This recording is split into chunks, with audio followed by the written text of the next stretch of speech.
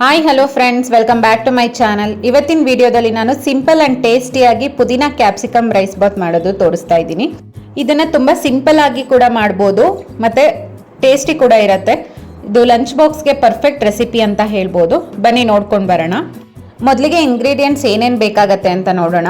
ದೊಡ್ಡದು ಒಂದು ಕ್ಯಾಪ್ಸಿಕಮ್ನ ಕಟ್ ಮಾಡ್ಕೊಂಡಿದ್ದೀನಿ, 2 ಮೀಡಿಯಮ್ ಸೈಜ್ ಆನಿಯನ್ನ ಕಟ್ ಮಾಡ್ಕೊಂಡಿದ್ದೀನಿ, 1 ಬಟ್ಲಷ್ಟು ಪುದೀನ ತೊಗೊಂಡಿದ್ದೀನಿ, ಅಂದರೆ ಅರ್ಧ ಕಟ್ಟು ಪುದೀನ ಸೊಪ್ಪು ಬರುತ್ತೆ, ಸ್ವಲ್ಪ ಕೊತ್ತಂಬರಿ ಸೊಪ್ಪು, ದೊಡ್ಡದು ಒಂದು ಟೊಮ್ಯಾಟೋನ ಕಟ್ ಮಾಡ್ಕೊಂಡಿದ್ದೀನಿ, ಸ್ವಲ್ಪ ಶುಂಠಿ ಬೆಳ್ಳುಳ್ಳಿ ಮತ್ತು 8ರಿಂದ 10 ಹಸಿಮೆಣಸಿನ್ಕಾಯಿನ ತೊಗೊಂಡಿದ್ದೀನಿ.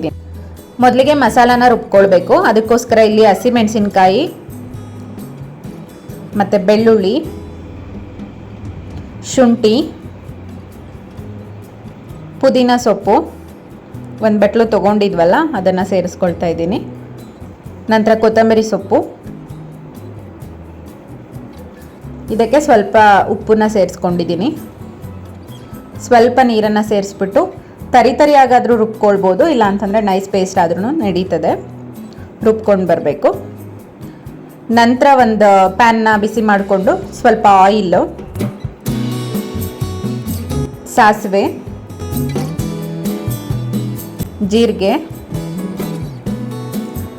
ಮತ್ತು ಆನಿಯನ್ನ ಕಟ್ ಮಾಡಿ ಇಟ್ಕೊಂಡಿದ್ವಲ್ಲ ಅದನ್ನು ಸೇರಿಸ್ಕೊಳ್ತಾ ಇದ್ದೀನಿ.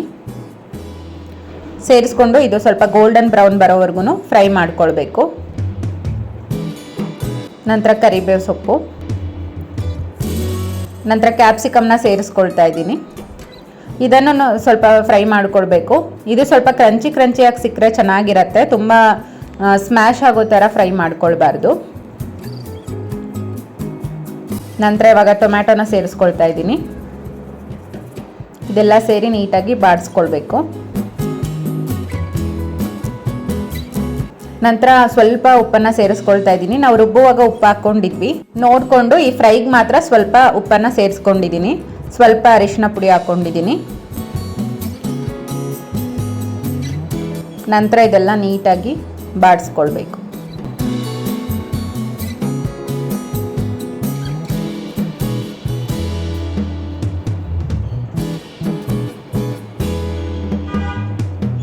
ಇದೆಲ್ಲ ಫ್ರೈ ಆದ ನಂತರ ರುಬ್ಬಿರೋ ಅಂಥ ಮಸಾಲಾನ ಸೇರಿಸ್ಕೊಳ್ತಾ ಇದ್ದೀನಿ.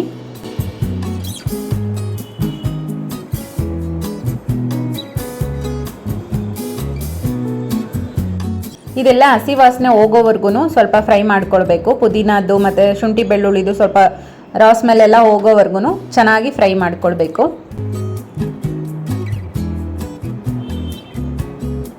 ನೋಡಿ, ಈ ಥರ ಕಲರ್ ಚೇಂಜ್ ಆಗತ್ತೆ. ಇವಾಗ ಇದಕ್ಕೆ ಒಂದು ಲಿಡ್ನ ಕ್ಲೋಸ್ ಮಾಡಿಬಿಟ್ಟು ಒಂದು 5 ಮಿನಿಟ್ಸ್ ಬೇಯಿಸ್ಕೊಳ್ಬೇಕು.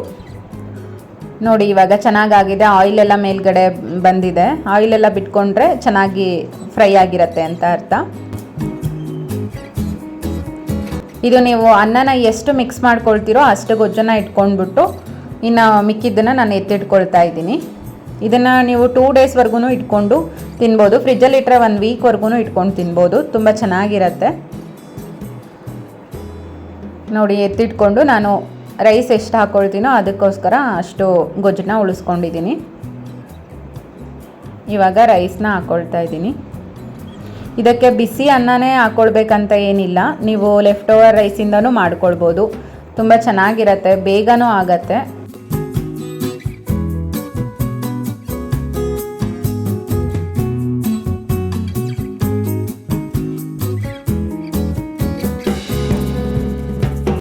ಇದನ್ನೆಲ್ಲ ನೀಟಾಗಿ ಮಿಕ್ಸ್ ಮಾಡಿಕೊಂಡು ಸರ್ವ್ ಮಾಡ್ಕೊಳ್ಳೋಣ. ಇವಾಗ